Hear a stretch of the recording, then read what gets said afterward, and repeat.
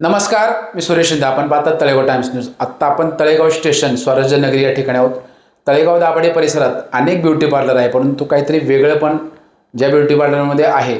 आज आपण त्या ठिकाणी आहोत. लवकरच महिलांसाठी एक वेगळं विशेष असं त्या ठिकाणी एक अकॅडमीचं सुद्धा नियोजन आहे. आपण तीच माहिती घेण्यासाठी आत्ता आपण या ठिकाणी आलेलो आहोत. आपल्यासोबत ज्या मॅडम आहेत त्यांचे थोडक्यात आपण संवाद साधूया. मॅडम नमस्कार. नमस्कार. काय ओळख सांगाल आपली? नमस्कार, माझं नाव दीपाली राव बरं. आणि मी इथे तळेगावात जवळजवळ 30-40 वर्ष राहते. बरं. आणि माझं एंजल ब्युटी पार्लर हे इथे मी रन करते. 2010 पासून मी हे चालवते. बरं. कोविडमुळे एक ब्रेक घ्यावा लागला. कोविड नंतर आता परत नवीन टेक्नॉलॉजी बरोबर मी हे रिस्टार्ट केलेलं आहे. बरं, आता काय सांगाल? आपलं एंजल ब्युटी पार्लर नावाचं आहे, तर हे जर शॉप आहे, दुकान आहे का आपल्या स्वतःच्या जागेमध्ये आहे, काय सांगू Yes, शकाल? माझा एक मोठा बंगला आहे आणि फर्स्ट फ्लोअरला मी एंजल ब्युटी पार्लर माझं मोठ्या प्रशस्त अशा जागेमध्ये स्थापित केलं आहे. हा एवढा मोठा हॉल आणि परत वर स्किन लॉन्ज वेगळं आहे, हेअर सेक्शन वेगळं आणि स्किन सेक्शन वेगळं आहे. अशा दोन वेगळ्या गोष्टी करून हायजीन कसं मेंटेन होता येईल याची मी पूर्ण काळजी घेतलेली आहे आणि त्या पद्धतीने मी ते रन करते. बरं, तर याच्यामध्ये काय नक्की शिक्षण किंवा काय नक्की मार्गदर्शन महिलांना, सध्या आता उन्हाळा सुद्धा चालू आहे, या ठिकाणी काय सांगितलं जातं नक्की आणि काय काय ट्रीटमेंट केल्या जातात, काय सांगू शकाल? येथे ऍक्च्युली सध्या उन्हाळा प्रचंड चालू आहे. उन्हाळा चालू असल्यामुळे टॅनिंग होणं, पिगमेंटेशन होणं, स्किन सनबर्न होणं, या सगळ्या गोष्टी होत राहतात आणि त्या अवॉइड करायच्या. कारण आत्ताचा जो उन्हाळा आहे हा प्रचंड हाय टेम्परेचरचा उन्हाळा आहे. 45 हे तळेगावात कधीही आपण बघितलेलं नव्हतं.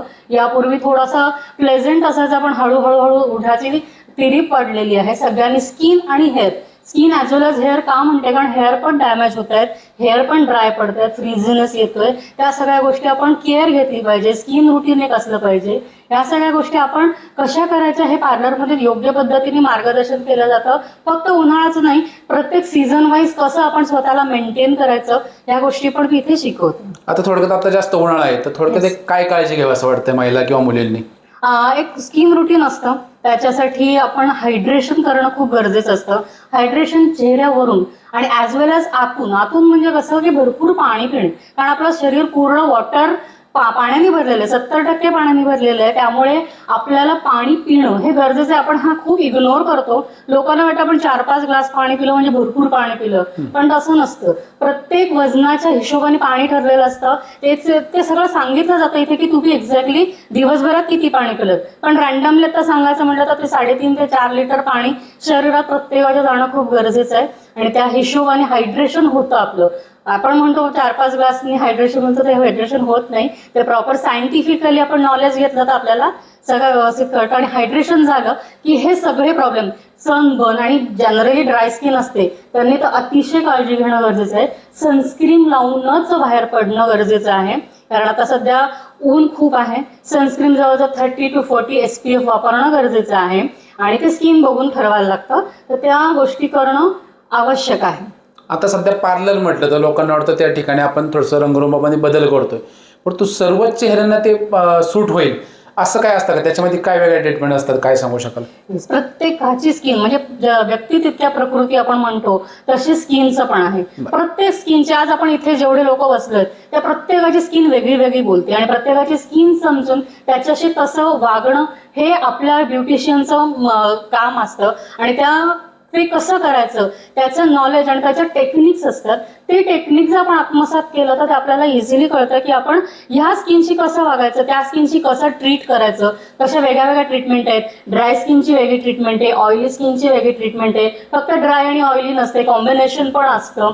काही काहींना नाकावरतीच पिंपल येतात, काही काहींना फोरहेडवरतीच, काही काहींना फक्त गालांवरतीच पिंपल्स येतात. मग ही कशी स्किन आहे, कशी ओळखायची आपली स्वतःची स्किन, हे सगळं आपण सांगितलं जातं. आता मी असं ऐकलं की आपण या ठिकाणी काही विद्यार्थिनींना किंवा महिलांना मार्गदर्शन सुद्धा केलंय, त्यांना ब्युटी पार्लर संबंधी काही टिप्स दिल्या होत्या, तर साधारण किती विद्यार्थ्यांना किती महिलांना आपण दिलेले प्रशिक्षण, काय सांगू? माझ्या आतापर्यंत माझ्या 25 ते 30 मुली शिकून गेलेल्या आहेत आणि हे बरेच वर्षांपूर्वी झालेलं आहे. त्या मुली लग्न होऊन आता त्यांच्या गावी नांदतायत सुखाने. त्यातल्या काही जणी घरगुती व्यवसाय करतायत. परंतु आता हे जे काही ह्या कोविड नंतरचं जे काही मी स्टँड झालेली आहे, जे केलेलं आहे, हायली टेक्नॉलॉजी किंवा जे प्रोफेशनल ब्युटिशियन्स पुण्या मुंबईमध्ये कसं चालवलं जातं, कशा गोष्टी तिथे करतात आणि आपल्या इथे काय फरक आहे ह्याच्यातला फरक जर आम्ही कमी करायचा प्रयत्न करून माझी अकॅडमी आता चालू करणार आहे.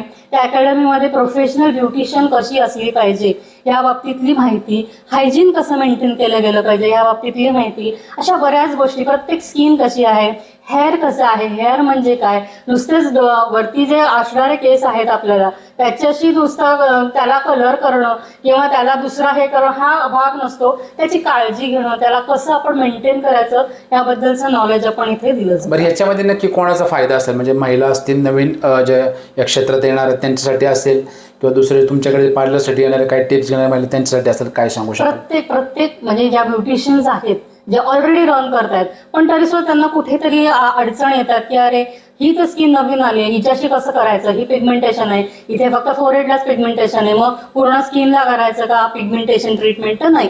तर माझी ही जी अकॅडमी त्याचा उद्देशच असा आहे की स्किल डेव्हलपमेंट करणं तुमची. म्हणजे प्रत्येकाची स्किल, म्हणजे ती स्टुडंट असो, एखादी ब्युटिशियन असो किंवा ऑलरेडी एक्झिस्टन्समध्ये पार्लर असो, शिकलेल्या असो, काही असो, त्या प्रत्येक जणींना त्यांचं नॉलेज बघून त्यांना एक्स्ट्रा माहिती देऊन स्किन अनालिसिस कसं करायचं, हेअर अनालिसिस कसं करायचं या बाबतीतली माहिती देऊन त्यांना त्यांचं एक मोठं पॅकेज बनवलं जातं की त्या कुठलीही स्किन हँडल करायला घाबरणार नाही. बरं, आता आज 12 मे आहे, साधारण एक 15-20 दिवसानंतर पावसाळा सुद्धा चालू आहे. तर आता आपण उन्हाळ्याबद्दल बोललो आपण, पण पावसाळ्यात नक्की आता त्वचेची काळजी कशी घ्यावी एक थोडक्यात काय सांगाल आपण? आता पावसाळा सुरू होतो किंवा ह्या दरम्यान कसं होतं जेव्हा सीझन चेंज होतात तेव्हा आपली स्किन, आपलं बॉडी, आपलं हेअर, प्रत्येक जण काहीतरी बोलत असतं. हेअर लॉस होतो बरेच लोकांचा, स्किन अचानक ड्राय पडायला लागते, काही काहींची अचानक मॉइस्ट व्हायला लागते. मग हे चेंजेस काय आहेत? काही काहींना तर हार्मोनल इम्बॅलन्समुळे बऱ्याच गोष्टी फेस करायला लागतात.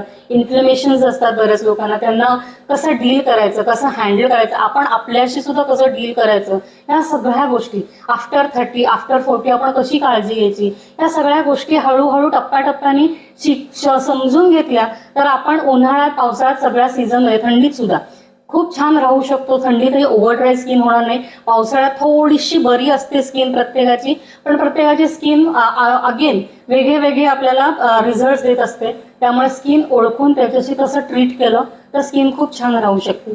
स्किन रुटीन करणं, त्याच्यामध्ये CTM म्हटलं जातं, क्लेन्झिंग, टोनिंग अँड मॉइश्चरायझिंग, या 3 गोष्टी फॉलो केल्या तर खरंच स्किन चांगली राहू शकते. बरं, आता एखाद्या महिलेला किंवा मुलीला तुमच्याकडे पार्लरसाठी यायचं असेल तर थोडक्यात पत्ता काय सांगू शकाल आपण?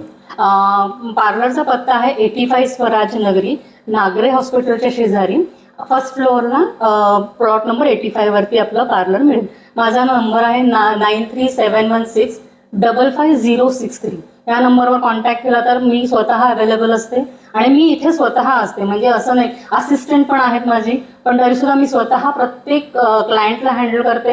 प्रत्येक माझं तुम्ही गुगल हे बघू शकता, त्याच्यामध्ये रिव्ह्यूज आलेले आहेत, बऱ्याच लोकांचे रिव्ह्यू आहेत, खूप छान छान रिव्ह्यू पण आले. थँक्यू त्या लोकांना सुद्धा, आणि थँक्यू की तुम्ही सगळ्यांनी मला ऐकून घेताय. थोडक्यात आता आपण स्वराज्य नगरी या ठिकाणी असणारे एंजल ब्युटी पार्लर या ठिकाणी होतो. त्यांनी उन्हाळ्याबरोबर आता येणाऱ्या पावसाळ्यात नक्की काय काळजी घ्यावी याची सुद्धा आपल्याला छान माहिती दिलेली आहे. मॅडम, धन्यवाद. Yes, thank you so much.